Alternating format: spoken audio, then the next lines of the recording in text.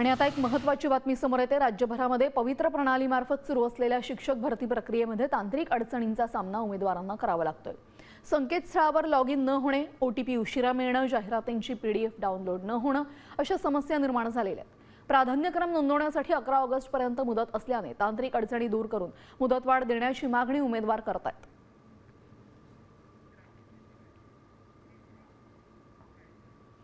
तर 11 ऑगस्ट दरम्यान प्राधान्यक्रम नोंदवून लॉक करणं बंधनकारक असणार आहे।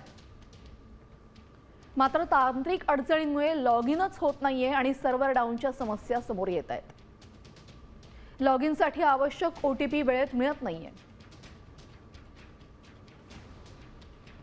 जाहिरातींची PDF डाउनलोड न झाल्याने माहिती मिळवण्यात मोठे अडथळे येत आहेत। पोर्टलवर प्राधान्यक्रम लॉक करण्यास मुदतवाढ देण्याची मागणी आहे।